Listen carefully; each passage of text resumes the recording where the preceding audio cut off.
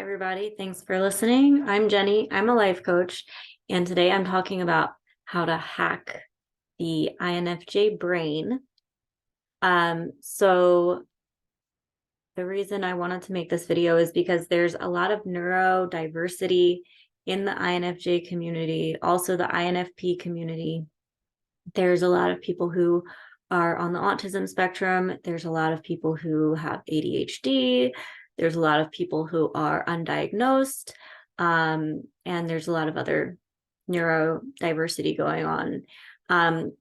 A good friend of mine told me about a term called twice gifted, which I think applies to a lot of INFJs. And twice gifted is when you have some kind of challenge or learning disability, and you're so gifted that you can mask it or overcome it, or that no one notices. And that I've been just thinking about that a lot and trying to pick that apart, because when you think about neurodiversity, it kind of is like a blessing and a curse at the same time. I do think we are in the neurodiverse community that we are just as capable of achieving the same things as other people, sometimes even achieving more. But the thing that no one really realizes is that we have to drain our batteries a lot more to get there. And so on the surface, we can look really successful, but it's very invalidating because no one really understands how much energy it took for us to get there. Something that takes like a normal amount of energy for another person, it can feel like climbing Everest to us. And I think we just are just hardwired to survive and overcome. And so people really don't understand how hard it is for us to get to these seemingly normal places, or successful places. And so I'm going to be talking about a lot of the nuances in this video. And the thing is, there's really no clear boundary lines, right? There's a lot of overlap between just being an INFJ or being on the autism spectrum or having ADHD. There's a lot of overlap, and it's kind of impossible to differentiate exactly what's what. So if you are an INFJ, some of this might apply to you, some of this might not. It's kind of like a really big kaleidoscope of possibilities here. One of the ways that I think about INFJ, the INFJ brain, is that we are divergent thinkers with the convergent lens. And what I mean by that is we're divergent thinkers. So we're creative thinkers. We think outside of the box. We read between the lines. We're looking at the things that no one else is focusing on. We're looking more deeply than other people are looking. That's where the convergent lens comes in. I think of this like a field of view, like whatever your brain is focused on, I'm picturing as like a field of view. Like if you just picture kind of like this scope of view coming out from your eyes. And with normal people, it's kind of like that field of view is flashlights.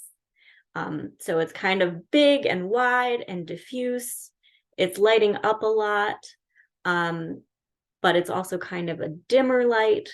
And with INFJs, it's like our field of view is like laser beams. So whatever we're focused on, we are very focused on. It's like very, very bright, but it's also a much smaller area. And so we can look more deeply and more accurate at wherever we're specifically focusing on. But then there's things in the periphery that we're not seeing as clearly. So in a way, we see more clearly and less clearly than everyone else. So what happens is we've got to take that laser beam and kind of move it around and get wider and wider and wider with it, like kind of like in a spiral. And then we're really achieving things because we're looking at things deeply and we're trying to move our focus around so we get that bigger picture too. it's kind of like, for us to learn things, we have to consciously focus on learning it. Whereas a lot of other people can kind of just learn things by osmosis, like kind of by accident. Whereas it's like, we are so good at learning, but we have to consciously choose what we're learning about. And other people are kind of just like learning by accident in a way. They're just kind of like absorbing things as they go through life. I think a little bit more easily than we are in terms of what we're not focusing on. Like if we're not focused on something, then we're really not learning about it. Whereas if other people aren't focused on something, they are still kind of picking things up.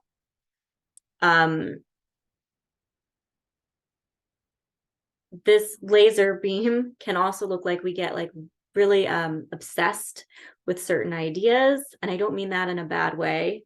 I don't mean it in a good way either. We just get very fixated on certain ideas, and that this can include people. We can get very fixated on people. There's an INFJ who I love named Sapala, and she just done a video about how INFJs can get really obsessed with people in like a romantic sense, whether they're in a relationship, whether they're not in a relationship. She has a really great video on that. I'll link in the comments. And the empowering seed that I want to plant about all of this is what happens when you take those laser beams and you plant them on yourself, right? Life can feel like it's a lot harder for us than other people. But what happens when you take those laser beams and you turn them around and you focus on your brain and how it works? I really think there's a lot of room for growth and opportunity there. And the other thing that I think about with laser beams is like it's going to drain your battery way faster, right? Our laser beams are going to get drained way faster, drain our batteries way faster than a flashlight. And as soon as you can just learn that you work that way and accept that you work that way, I think life can get a little bit easier. It's so much easier to just say, I've got laser beams, my battery gets drained faster, than to be like, why is everyone else's batteries more full than mine? What am I doing wrong? Why am I different? Why am I broken? I think a better way to look at it is just, I have laser beams and my batteries are going to get drained, and how can I work with that? Okay. So battery problems. Battery problems is something that we struggle with a lot. Another thing is we can get bored really easily. We can get bored really easily. I mean, if we don't see the value in learning about something, we have a really hard time learning about it. We really have to see the value in the thing that we're learning about to really absorb the information. We can also kind of feel young and old at the same time. And that's because in some ways we're more experienced than other people, and in some ways we're less experienced than other people, right? Like whatever our laser beams are pointed on, we're more experienced than a lot of people. We know a lot more than a lot of people in whatever our laser beams are focused on. But in those peripheral areas, we know a lot less than other people. And so this can lead us to feeling a lot wiser than people in some ways, and just completely inexperienced and lost in other ways. We can be really calm in a crisis, really present in a crisis, but then completely stressed out the rest of the time. In a crisis, we can just be so present and so calm. And then the rest of the time, we can just be like completely freaked out. So like an example of this was, I was driving on the highway at night behind a truck, and there were some plastic chairs in the back of the truck, and some of them flew out and landed on the road. And everything just kind of slowed down. I was completely calm. There were cars on either side of me. So I didn't have anywhere to go. And I just like kind of like grounded myself, and I just like drove straight through the chairs, and they were plastic. And so it ended up being fine. But I was just completely calm in that moment. And everyone in the car was like, how were you so calm just then? But then with like daily things, you know, like if I have to find a roommate or if my rent is about to go up, I just get completely paralyzed. And so that's kind of what I mean when I say we can be really calm in a crisis and really calm the rest of the time. I was working at a mental health facility, and we had crises there a lot of the time. And yeah, that's another thing is I can be very calm when the crises are happening.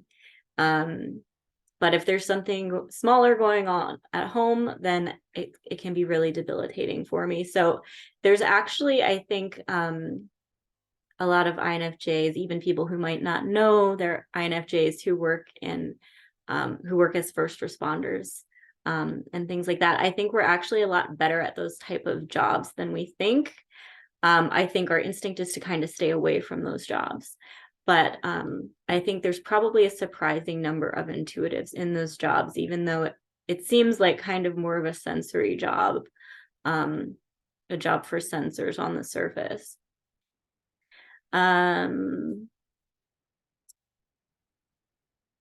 Emotions throw off our executive functioning. Executive functioning is just the ability to get normal daily tasks done, like cooking, cleaning, homework, hygiene, those kinds of things. So our executive functioning ebbs and flows depending on our emotional state. So some days our executive functioning can be completely fine. We get everything done. We feel really accomplished. And then another day, if our emotions are thrown off by something, it can be really, really hard for us to get anything done. It's very inconsistent, and it just changes with our emotional state. We can do really complex, difficult things, but we struggle with simple things. I have a 4.0 in grad school without even trying. But when it comes to something simple like, oh, my credit card was hacked, and now I have to like make sure all my accounts are updated with the new credit card information, that just feels like impossibly daunting to me. So we can do complex things easier than simple things, paradoxically. And so there's a couple different things you can do about this. To get things done, sometimes you just have to take the pressure off, especially I think with creative projects. Like if you like wanted to write a chapter of a book this week and you just cannot bring yourself to sit down and write. Sometimes as soon as you take the pressure off, you suddenly find the motivation to write. Sometimes as soon as you say, okay, it's fine, maybe I'll get the chapter written this week, maybe I won't. I'm just going to let go of the outcome. Sometimes when you do that, as soon as you take the pressure off, then suddenly you're able to sit down and write that chapter. But sometimes you need to put pressure on yourself. Sometimes you need that procrastination to trigger anxiety and fear and an adrenaline rush that you're going to run out of time. Sometimes you need deadlines. You need that procrastination to trigger you in this kind of like stressed out, hyper-focused mode where you are actually able to get things done. Some of the things that helps me are timers.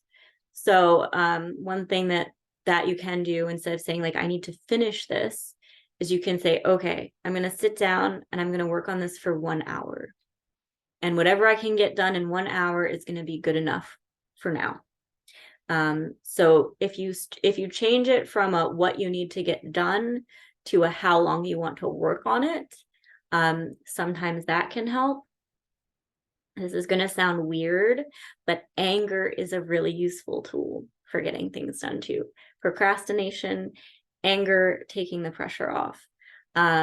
Anger can be very motivating. And I think a lot of my most significant growth happened when I was in an abusive relationship and I was angry all the time. It's kind of like you get so angry that you accomplish things in spite of what you're angry about. It's kind of like out of spite. Like he would tell me like I needed to go to therapy, and I was like, okay, fine, I'm going to go to therapy 5 days a week. And I did. And that was actually the help that I needed to leave that relationship. So yeah, anger, just like doing things in spite of a problem, can actually strangely be very motivating. Also, baby steps, breaking things down into smaller tasks. Don't try to focus on like what you want to finish, like a big project that you want to finish, or when you want to finish that big project by. Try to break it down into what you can just do today. What can I get done just today that's a step closer to that goal? So try to break things into smaller steps. If you're not getting things done, it means you need to make the step even smaller. So if you break it down and it's like, what can I just get done today? And you're still not getting things done, then break it down even smaller and say, what can I get done in just this hour or just this 20 minutes? Just keep breaking it down until it becomes achievable, and just stick with that for a while.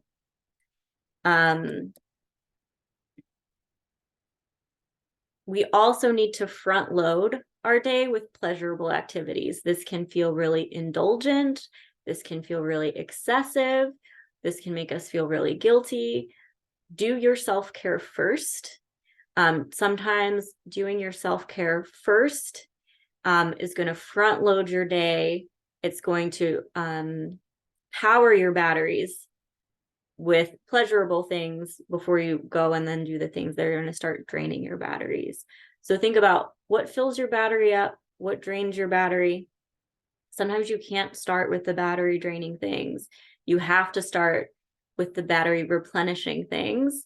And as soon as you can stop feeling guilty about that, that can be really helpful too, because if you feel guilty, that's a battery draining feeling. Okay, so just front load your day with self-care. Don't feel guilty about it. That's another strategy that helps a lot. Take lots of breaks. Take lots of snack breaks. Take breaks to stretch. Take breaks to go sit outside. Drink some coffee in the sunshine. Take as many breaks as you can. Let that be okay. Don't multitask. We can be really good at multitasking.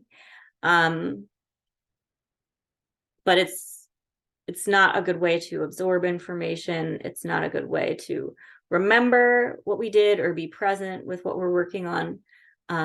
We are perfectly capable of multitasking, but it's just not a healthy mindset for us to be in. And it's really good for us to have control over our environment. We're hypersensitive to things like fluorescent lights, to noise. And so the more control you have over your environment, the better. Usually that means a quiet environment, or noise canceling headphones are amazing. They're like my favorite thing I've ever bought is noise canceling headphones. We can also be very sensitive to the weather. I am so sensitive to the weather. I'm like 10 times happier in the summer consistently. We can be hypersensitive to the weather. So in the winter, I turn all the lights on in the house. I make the house as bright as I possibly can, just to try to trick myself into feeling like it's more summery than it is. And we are very future-oriented people, but we don't function well that way when we're trying to get things done. So this is where I'm going to come back and say again, focus on just what you can get done today. The INFJ brain is very focused on the future, what we want to happen in the future, what we want to get done in the future. And it's okay to think that way. But when you actually go to sit down and accomplish a task, that's when you just want to focus on the present moment. And what can you do now? What can you get done today? And as hard as it is that our brains work this way, it makes us very valuable, because I think of us as like the canaries in the coal mine. I really think everyone is somewhat this way, but we're just turned all the way up.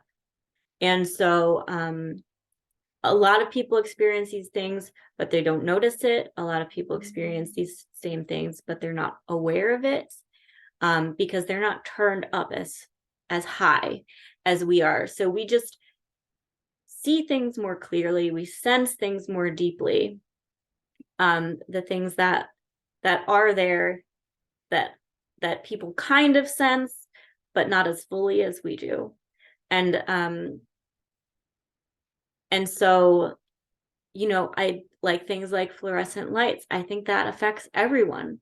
I think everyone is happier when they're working with natural light, but we are just hyper aware of it. And I really think that hyper awareness is actually really valuable, can be really valuable to people. If we learn that it's valuable, and then other people start to learn that it's valuable, I think it can become really a gift.